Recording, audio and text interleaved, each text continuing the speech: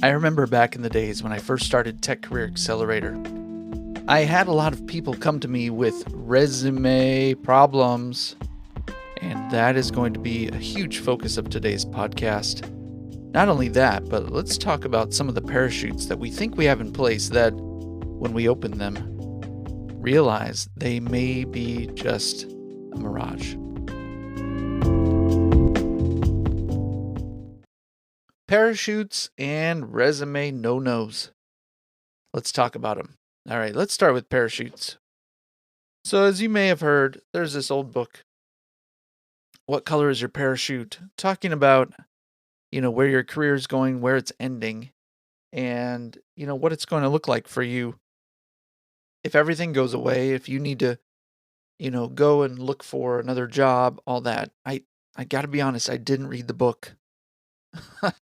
So, I just remember the title. It's a pretty good title. I think I know enough to talk on this podcast. I'm pretty sure. I know enough about parachutes. You've heard of the golden parachute. The CEO or the founder of a company or CTO, I don't know, some C-suite person who essentially doesn't really care what they do in the company. They try to grow it, but their parachute, their retirement or their bonuses, their longevity receiving income is so strong that they can't go wrong. So they get cut by the company, doesn't matter. They've got a golden parachute. Let's apply that to switching to a tech career. Here on my notes, let's see. The first thing I see is boot camp. When you're switching to a tech career from any other career, you're going to get a ton of advertising hitting you.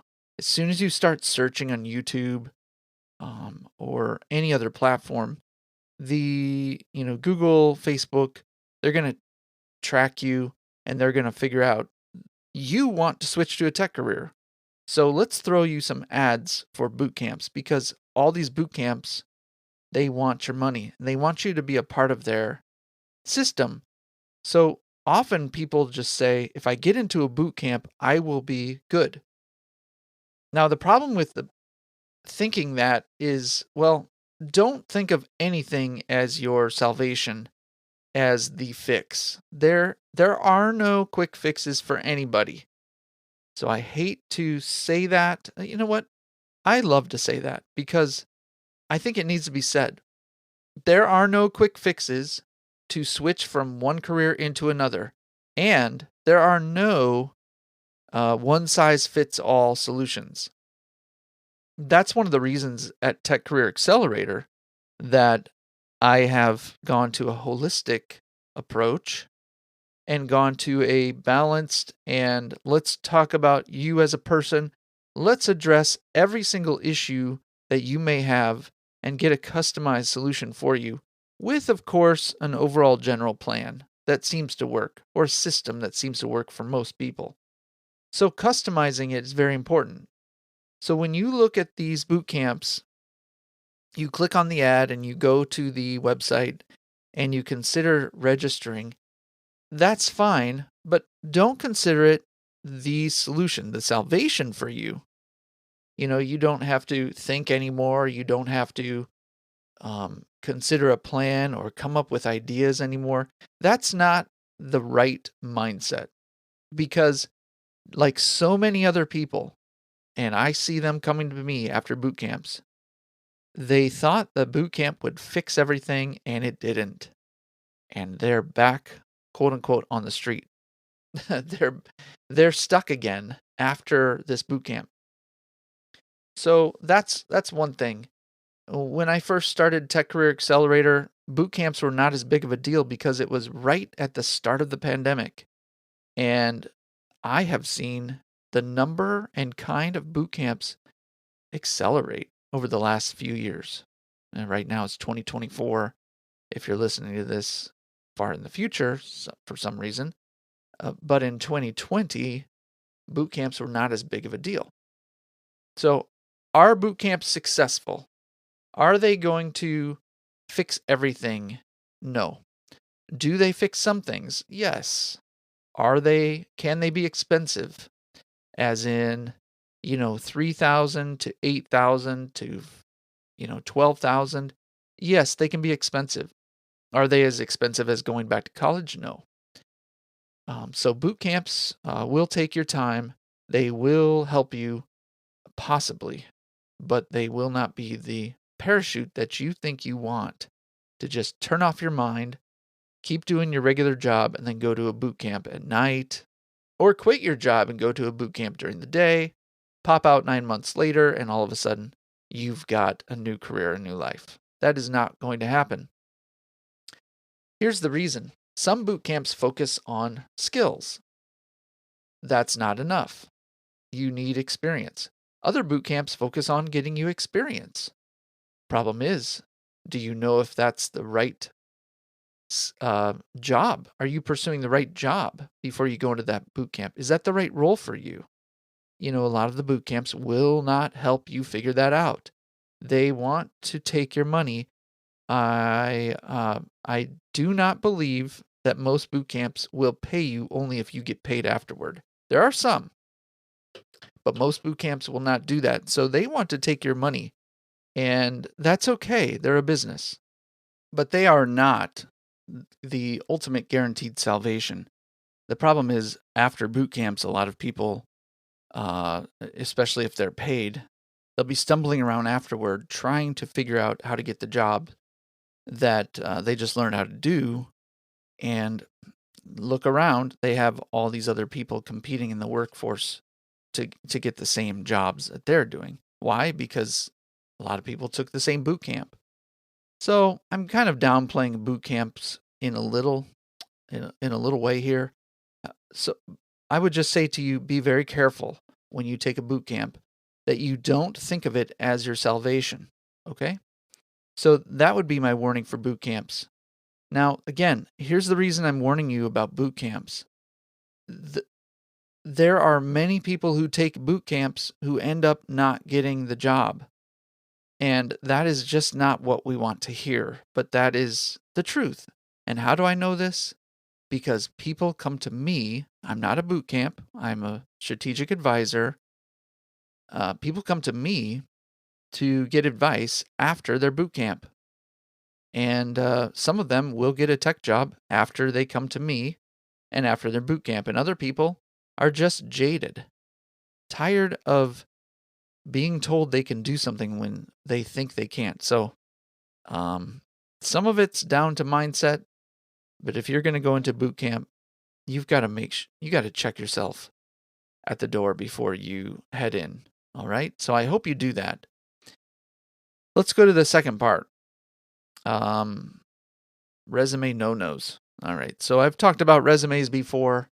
I think you know that I've said it so many times that people often think that the biggest problem with them not getting a tech job after working in other jobs is because their resume doesn't look right, doesn't pass the ATS, it doesn't get through the systems, and doesn't stand out. Well, part of that is true. So let's talk about that first, and then let's talk about the overarching resume problem. So first of all, with your resume no-nos, just some of the simple tips. You can get this anywhere, but these are the things that I've seen as people come to me and look for advice. First off is I see a lot of people bragging on their resume. And it's not to say that their words, their verbiage is braggadocio or pompous or proud. But when you look at the resume and just read it through, you realize it's all about that person. So you don't want to be bragging on your resume. You don't want to be showcasing yourself. What you need to showcase instead is your accomplishments and the value you've brought to other companies. So we've talked about that on other podcasts as well, but just a reminder. And if you want to hear more about that, I think the episode Frappuccinos, that episode has more on the resume there.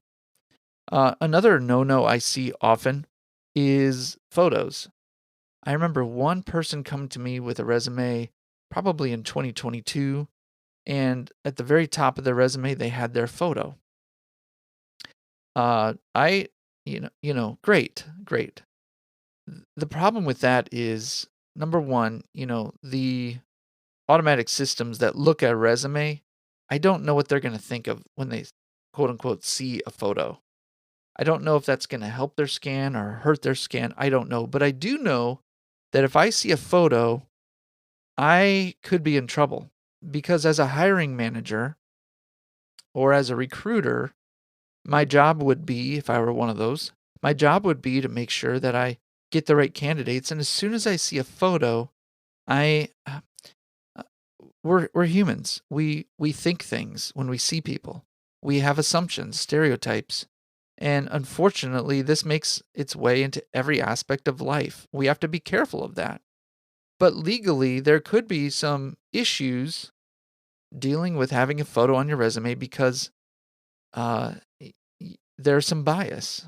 You know, what we look like brings an image to people's minds, and if it doesn't, well, we're just lying. So you can have a great photo, but you know what? If I don't, uh, if I'm a hiring manager and I know that, I'm looking for an older person, a more senior person, and you look young, that unfortunately, I'm just going to think, oh, I don't know if I want to work with that person, or the vice versa, And a lot of people who talk to me talk about ageism. They're switching into a tech career. Is ageism real? Ageism is very real. So I'll just leave it at that. You can draw your own conclusions about why putting a photo in your resume is bad, but please avoid putting a photo in your resume. Not much more to say there. Here's a third no-no, and then I'll get into the overarching problem with resumes that I see. Maybe this will help. But the third specific no-no that I have for resumes and that I've seen is really not personalizing the resume for each application. So there are some websites out there that will help you compare the job description and your resume verbiage. So you don't need a website to do this, and I would suggest that you don't use a website for this at first. But in order to get your resume personalized or customized for every single job that you apply to, I would just specifically take your accomplishments section and look at the verbiage you use and compare it to the job requisition, the listing of that job, in other words, and see if you're going to be able to bring in some of the words and use the same words that they use. If they're using words like quickly or efficiently, just to name a couple, maybe you can use those somewhere in your accomplishments section. So think about that. If the automatic systems are going to be looking at your resume, they're going to look for those keywords. If a human is looking at your resume, they're subconsciously looking for the keywords. They're not going to say, oh, does he match efficiently? He didn't use the word efficiently, so let's throw this resume out. That's not how it goes. But we do think of that. If I know that we're looking for an efficient person and you use the word efficiently, that's going to help. So there's a no-no is not customizing, not personalizing the job application in the resume. All right. This just came to mind, cover letters. I would suggest you have a quick cover letter made just in case that you need to have one. This is going to help you just be ready to apply to a job. Are you tracking your resumes? Are you keeping a list of the resumes you've used to apply to jobs and which jobs you've applied to with those resumes? That's one of the things in Tech Career Accelerator that we talk about a lot is tracking our key performance indicators for each day and for each resume so that every day that goes by, you've got some success and you are feeling good or able to objectively judge whether or not you got the things done during the day that you had to. All right, so finally, let's talk about your resume and its overarching issue. I haven't seen your resume. If you look at your resume, look at it through this lens. Is your resume set up to get an advantage over those who are not switching from another career? This is the overarching problem I see, is that people in their 30s and 40s switching to a tech career, they've got another almost past life, we could call it, where they're not super proud of everything. I was a barista, violin teacher, insurance salesperson, real estate educator, and also part-time pastor for a church. I was doing, and I had another website that I was building. I told you about that once in the podcast. All of these things, they piled up to a bunch of nothing in my mind. But the truth is, if you highlight the accomplishments that you've done in those other areas that you work currently, you've shown that you can bring value to other organizations, then that is going to help you stand out far and above a lot of the applicants who are maybe 24. I'm sorry if you're 24 listening to this, but people in their 30s and 40s have more life experience. That's just what happens when you stay alive for a while. So don't hide these things, but bring them out on your resume in a way that, if you can, make them related to tech. If they're not related to tech, don't be ashamed and don't be shy. Okay? So companies are looking for stable employees. And you can do this. You can bring out your past in a way that shows you're stable, you bring value, and you're ready to bring value to the new company. So those are some resume no-nos, some parachute comments about boot camps, and other things. If there's anything you want to hear about in this podcast, would you let me know? You can email me at info@techlead.com, TEKLEED.com. And I think that is about it for the day. So thank you for listening, and we will see you next time.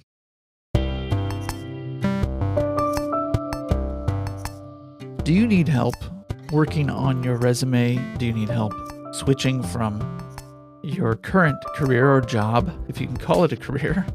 I know I didn't call what I was doing a career. I was just doing a bunch of jobs. But when I switched to a tech career, I felt that was a career. Do you need help getting into a tech career? So if you do, and feeling proud and feeling like you've got something in the future to rely on, and you want help doing that, you can always reach out. info@techlead.com, TEKLEED.com. Also, if you'd like to be helped on this podcast, all you have to do is go fill out the application, look in the show notes, and we will evaluate whether or not you should be on the episode. And if not, we'll tell you why. And we want to give you some help. We want to coach you live. It'll be recorded, and you will go on the air on our podcast and walk away with some help. Feel like you have some direction. Feel like you have a plan in place. And we'll do it all for others to listen to as well. So you'll be helping others. Now, if you're scared of doing that because you don't want to lose your current jobs or current job, you don't want your name out there and someone to hear about you. Someone's looking to quit his jobs. Well, that's fine. You can be anonymous and we'll assign an ID to you and a fake name, a pseudonym during the podcast. If that sounds interesting to you, just let us know. And thank you for listening to this episode. We'll see you next time.